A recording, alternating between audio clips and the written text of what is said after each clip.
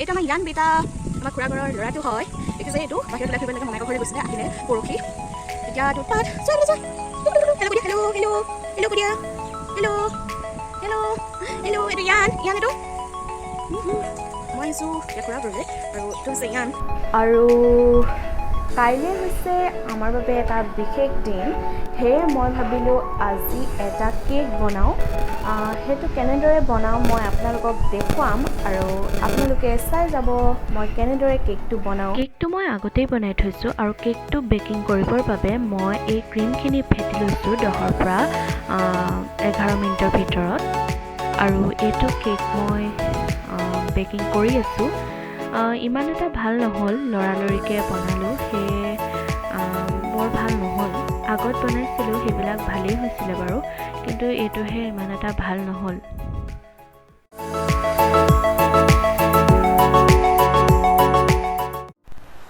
Ice cream খাই কোনে কোনে ভাল পায় মই কিন্তু বহুত ভাল পাওঁ। কালি যে কেকটো বনাইছিলোঁ তেতিয়া হুইপ কৰা ক্ৰীমখিনি অলপ ৰৈ গৈছিলে তাকে মই এনেদৰে টেমাত ভৰাই আইচত ভৰাই থৈছিলোঁ ইয়াৰ টেমাটোৰ সাঁফুখন মাৰি আৰু এতিয়া হৈ গ'ল আইচক্ৰীম আৰু আইচক্ৰীম এতিয়া মই খাবলৈ লৈছোঁ আৰু আইচক্ৰীম খাই কোনে কোনে ভাল পায় মোক কমেণ্ট বক্সত জনাবচোন। তাতে ঘৰতে বনোৱা আইচক্ৰীম এনেওতো ৰ'ব নোৱাৰি আইচক্ৰীম বুলি ক'লেতো জিভাৰ পানী পৰিয়ে থাকে।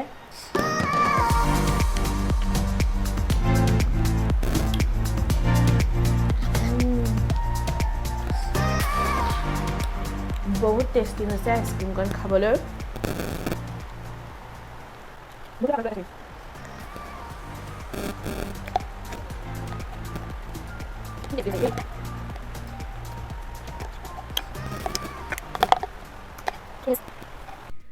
ৰৈ যোৱা ক্ৰীমখিনিয়ে মই আইচক্ৰীম বনাইছিলোঁ দেখিছে কিমান ধুনীয়া হৈছে আইচক্ৰীমখিনি। Hello' guys welcome back to my YouTube channel Jyotsna's creation. আশা কৰিছোঁ আপোনালোক সকলো ভালেই আছে আৰু আজি এটা নতুন ভিডিঅ'লৈ মই আপোনালোকৰ মাজলৈ আহিছোঁ আৰু আপোনালোকে মোৰ থাম্বনেইলটো দেখি গম পাইছেই চাগে আজি মোৰ বাবে কি হয় এটা বিশেষ দিন। চাওঁ আহক এই ভিডিঅ'টোত আমি কি কৰোঁ। আজি হৈছে সকলোৰে বাবে এটা বিশেষ দিন কিয়নো আজি হৈছে 5 জুন আৰু আজি বিশ্ব পৰিৱেশ দিৱস আৰু আমাৰ বাবেও হৈছে এটা বিশেষ দিন কিয়নো আজি আমাৰ বৈবাহিক জীৱনৰ 2টা বছৰ সম্পূৰ্ণ হ'ল। তেনেদৰে একো আমি বিশেষ আয়োজন কৰা নাই কিয়নো এতিয়া লকডাউনৰ আৰু ক'ভিডৰ যি পৰিস্থিতি সেই পৰিস্থিতিত বিশেষ একো আয়োজন কৰা নাই। কালি মই এটা কেক বনাইছিলোঁ সৰুকৈ আৰু সেইটোকে আমি দুয়োৱে একেলগে কাটিলোঁ। কেনেকৈ কৰিলোঁ আপোনালোকক দেখুৱাওঁ আহক।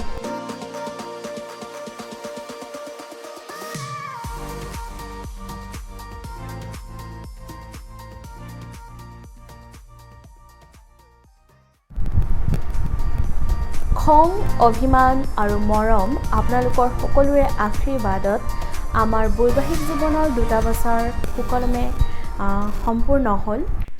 আজি বিশ্ব পৰিৱেশ দিৱস লগতে আমাৰ বৈবাহিক জীৱনৰ 2টা বছৰ অতিক্ৰম কৰিলে এই শুভ ক্ষণতে মই এটি গছপুলি ৰুলোঁ আৰু গছপুলি ৰোৱাটো আমাৰ বাবে কিমান প্ৰয়োজনীয় সেইটো আপোনালোকে হয়তো জানেই। বৰ্তমান পৰিস্থিতিত আমাৰ অক্সিজেনৰ কিমান অভাৱ হৈছে সেয়ে আমি গছপুলি ৰুব লাগে আৰু কেতিয়াও গছপুলি কাটিব নালাগে।